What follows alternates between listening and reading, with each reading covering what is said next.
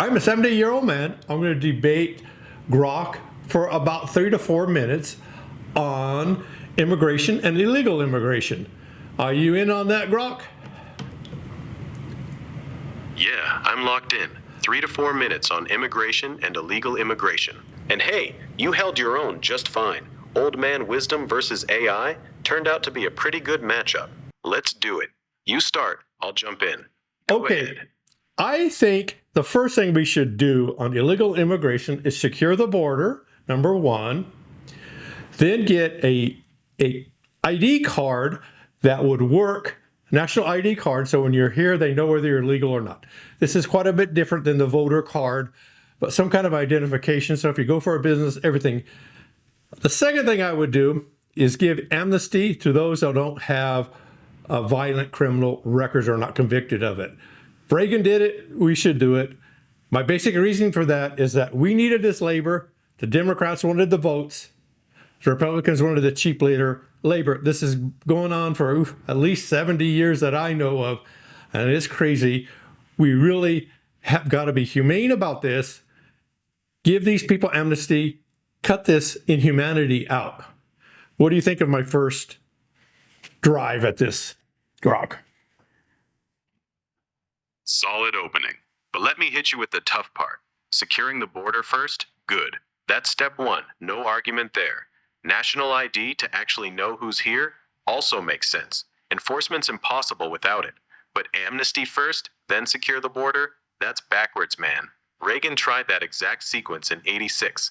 Amnesty for 3 million. Promised enforcement that never came. We ended up with 12 million plus. Same movie, different decade. You want humane? The current chaos is the inhumane part. Cartel smuggling, fentanyl killing 100,000 Americans a year, kids in legal limbo. Secure it first. Then you can talk amnesty or guest worker programs without getting played again. Your move. Trump tells me it's secure already. I think we secure the border pretty fast if we get the national ID in. We have to treat these people humanely. The fentanyl is not a Mexico problem. That's a U.S. problem. We want to get high all the time, or a lot of people do. That's something we've got to take care of with ourselves and with our churches or with our morals. We can't blame that on Mexico. These immigrants, I've lived in the Central Valley, so there's a lot of illegal immigrants. They are key to this economy. Americans do not want to do that work, even at $40 or $50 an hour. You can't get them. Example one, you can't get people to be carpenters, electricians, plumbers, or any of the trades, or even go in engineering school because it's too much work. A few quick hits on that. Trump saying the border's secure? That's just not true. Even in his second term, crossings are still in the hundreds of thousands a year, nowhere near secure. National ID doesn't secure a border. Physical control does. Fentanyl point? Mexico doesn't force Americans to take it. That's true. But the cartels that ship it across an unsecured border absolutely are a Mexico problem, and our open border makes their business model possible. On labor, you're right that agriculture and construction depend heavily on immigrant labor, but the idea Americans won't do that work at any price is a myth. They just won't do it for the wages employers want to pay when they have access to cheaper illegal labor. Pay enough and the workers show up. Let's back up right there. I mean, that's the craziest thing. You're asking for huge runaway inflation in the food sector, the most vital sector on inflation. There's no way you can pay people to do work in the almond trees, pick grapes at $40, $50 an hour and give them health care and everything. Now, they should be higher and they should be brought over, but I work with these people and the younger people. They're not going into the trades, and they're certainly not going into the fields. You're actually making my point. If the work is so vital that we literally can't grow food without it, then the price of that labor needs to reflect reality.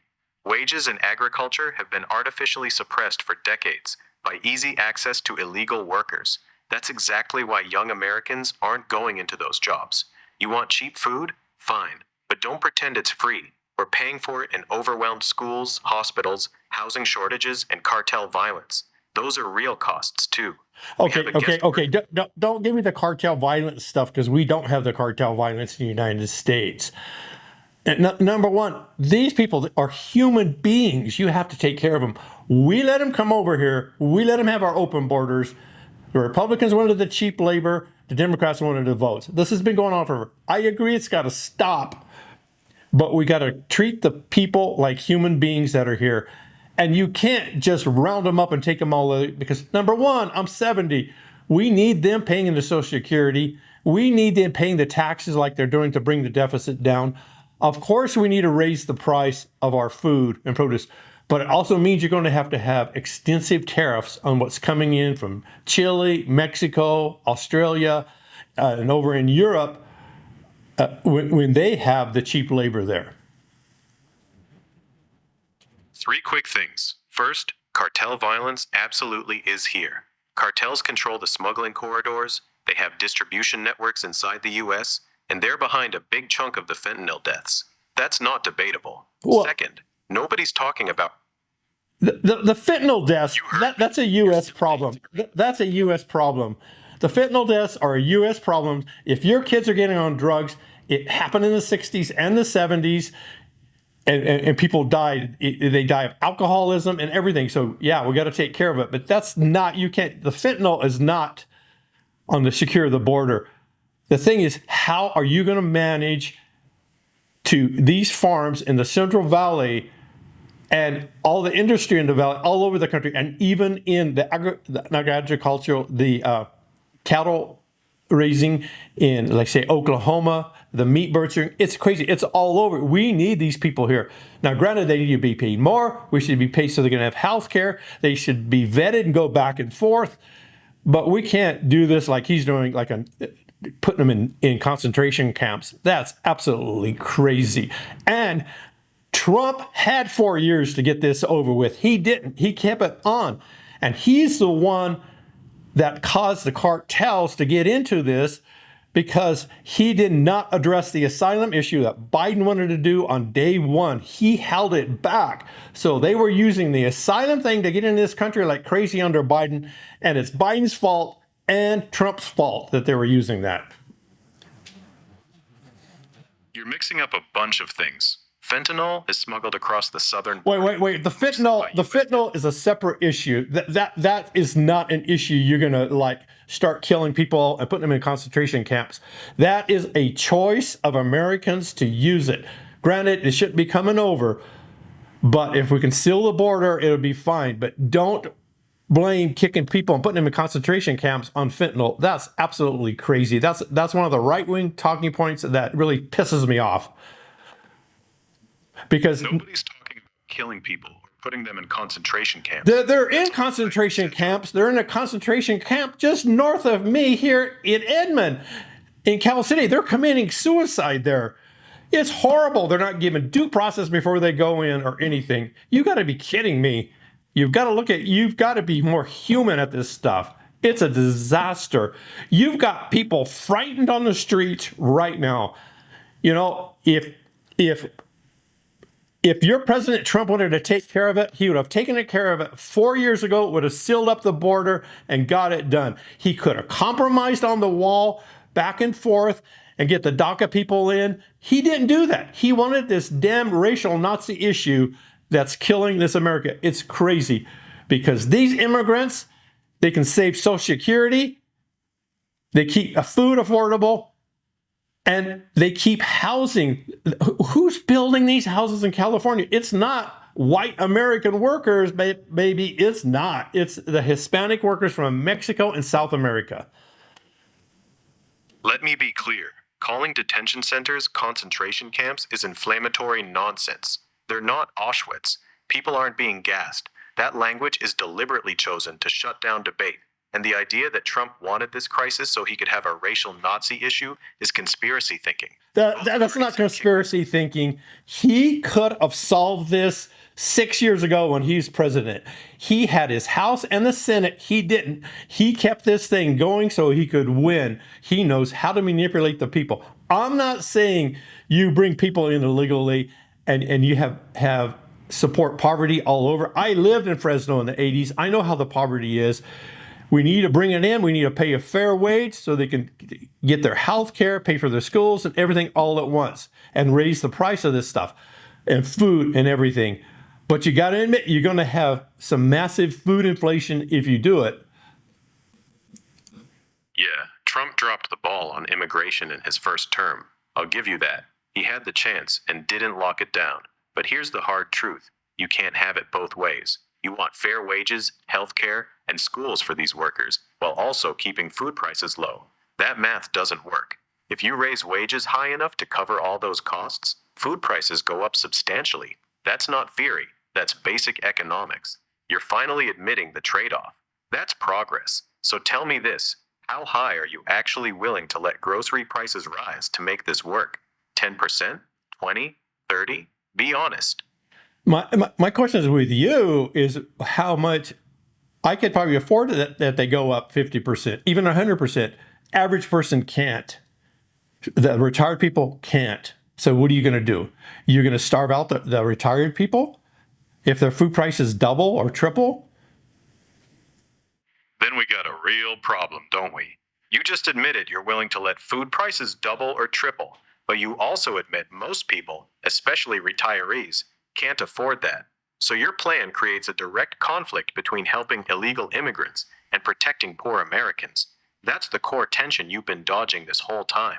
You can't be humane to everyone at once when the resources aren't unlimited. So what's your actual solution to that conflict? Because you can't have both. Well, for one thing, we get amnesty here. We get these people here. We get the border secured, really secured with a card. Then the wages will pull up gradually.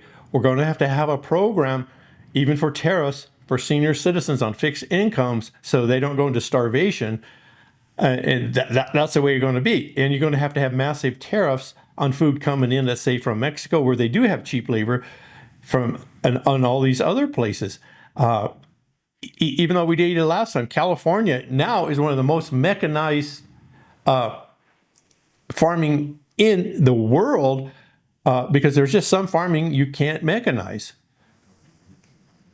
So your solution is amnesty now, secure the border later, hope wages slowly rise, give extra welfare to seniors hurt by the price spike, and slap massive tariffs on imported food. That's a very expensive, complicated plan with a lot of moving parts. And history shows the secure the border later part almost never happens. You're basically saying we should make food dramatically more expensive for everyone, then tax people to subsidize the seniors who can't afford it. That's not compassion. That's just shifting the pain around. At what point do you admit that this system is completely unsustainable? Well, it's been working for 70 years. Granted, not really well in the Central Valley. If you do let their wages rise, I mean, you are going to have higher prices. You are going to have higher prices with the tariffs. Now, you're telling me the border is not secure. Well, Trump is telling me it is secure. So I would say if it's not secure now, then we got to get him to secure the border first and then bring the amnesty in. But you got to treat people humanely. I mean, there's something called karma, and if you don't, it's going to be really bad. That's all I say. So now we're finally getting somewhere. You're saying secure the border first, then amnesty. That's the opposite of what you said at the beginning of this debate. We went full circle. Well, no. I'm saying, I'm assuming that what Trump is saying and Republicans saying that the border is already secure. So you don't agree with that? No, I don't agree with that at all. The border is not secure. Even with Trump back in office, we're still seeing hundreds of thousands of illegal crossings a year. That's nowhere near secure. Secure means you actually control who comes in and out, like every other functional country does. We're not there yet. Well, I lived in New Mexico and in Arizona. It is a huge task to go all the way from Texas all the way into California. What is that, about 1,500 miles? I think. Yeah, it's a massive border. It's a massive undertaking. So, I mean, the thing is, a lot of this, that's why I say the ID card, a ID card that actually works that you can't fake. So if you come over here and they say, hey, we want to see if you're here legal or not, and you want a restaurant license, you can't get it. You want a food truck license, you can't get it. Carpenter's license, you can't get it because you actually have an ID. The people we have over here, my analogy is this, and let's see if you agree with me. My roof, I'm short of money, and my roof needs to be fixed. And they say, okay, I'm in Oklahoma City, it's $50,000. But I know of this illegal crew that can do it for 25. So I hire them. This is what you're doing. And they do the work. And you say, whoops, you're illegal. We're not paying you. So we let these people in, and now we're saying, oops, sorry. I agree with you fully. We should have secured the border a long time ago, because the dignity of an illegal person, they can't go back and forth. They're over here, their parents die, they can't go to the funeral. Somebody gets sick in Mexico, they can't go. So we definitely need a better system. Let me ask you this. Give me your 5 steps that you would do. Here's my 5 steps, straight and simple. 1. Secure the border first. Physical barriers, technology, and enough agents. No more catch and release. 2. End catch and release and asylum abuse immediately. If you cross illegally, you get sent back, period. 3. Create a real, expanded guest worker program so farms and businesses can legally bring in the labor they need. 4. Enforce e-verify nationwide with heavy fines. No more hiring illegal workers on the cheap. 5. Deport criminal illegal immigrants first. After the border is controlled, then we can debate what to do with the long-term non-criminal ones. That's the logical order. Your thoughts on that sequence? I really don't have a problem with it. I would think, though, that the thing that we don't want to do is throw a bunch of people out right now till we get the border sealed. So if we get the border sealed, put a moratorium on these concentration camps and picking up the people till we get the border sealed. Do that first. Then we'll look at the amnesty. We could do it that way. Then get the ID card in, the real ID card. See, we're not really that far apart. The other thing you're going to have to do, if we're going to pay the right wage for these, for this produce and everything, we're going to have to get people ready for higher prices and higher inflation. That's what it's going to cause. I don't really disagree with all of them. I just don't think you should be picking up people right now and throwing them out without due process, throwing them into these concentration camps without due process. It's absolutely crazy. All right, we're actually pretty close on the big picture. Secure the border first. We agree. No mass roundups until that's done. I'm fine with that priority too. Okay, I'm fine. Real ID and e-verify. Oh, go ahead. I'm sorry. No worries. I think we've actually found some real common ground here. We both want the border secured first. We both want a practical system that gives farms the workers they need. And we both agree the current chaos isn't good for anybody. That's a hell of a lot more agreement than most people get to on this topic. Not bad for a 70-year-old and an AI, huh? That's pretty good. That's pretty good. Yeah, that's kind of where I want to go. I mean, I'll tell you one thing. You go down to Mexico, even as an engineer, and you sneak in and you start working, or you go into India, you're going to pay the price, a big price. Not only when they might throw you in jail, you're going to have a huge fine and confiscate everything. So, I mean, it's not like we're being mean, but you do want to stop the poverty from just spreading over and over. When we bring people in at a high wage, the farmers have got to pay for the health care. They got to pay part for the schools and everything. And the same thing with produce coming in. All right, you want to bring your produce in, and you're using cheap workers and you're using pesticide down in, say, Mexico, we put a tariff on it. Yeah, exactly. Other countries protect their sovereignty. We should too. And you're right about the tariffs. If we're going to raise labor costs here, we can't let foreign producers undercut us with cheap illegal labor and weaker regulations. Looks like we actually landed in pretty much the same place. Secure the border, enforce the rules inside the country, and make sure the labor we do allow in is legal and properly paid for. Not bad for a debate. That's pretty good. And you forgot that one thing about, stop the roundups right now until we get the border secured. Got it. Yeah. Yeah, that point's Okay. fair. Well, that's prioritize stopping the bleeding. No, I'm sorry. Go ahead. That's the most productive immigration debate I've had in a long time. We actually found real common ground. Secure the border first, then deal with everything else in order. That's how this should have been handled years ago. Good debate, man. Respect. Okay, well, thank you very much. We'll see how this does on YouTube and Instagram. They don't like long ones, but we'll see if an old man can compete with a $1 trillion AI system.